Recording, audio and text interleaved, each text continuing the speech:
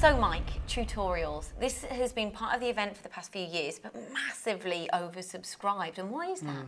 It's a bit of a contradiction because we have run these material-based tutorials before as main seminars. This year we have so much seminar content that we've had to move the tutorials into a separate event and call them tutorial. They'll take place in this room. We're going to convert the room as it is today, take the table out and bring in 40 chairs to focus on material-based educational tutorials. And who would you say benefits from this? I think the main beneficiaries will be people that are cutting metal. The tutorials are based around nickel-based superalloys, titaniums and stainless steel, so they're very aerospace, power gen, medical related. And if you're cutting metal, and those metals you would know they're challenging on tool life, on productivity, on swarf issues, you need to be at these events because you will hear strategies to actually improve the situation. Real life issues. Real life issues with experts that are cutting these materials on a daily basis. Perfect. Another reason to come along to the event. Absolutely.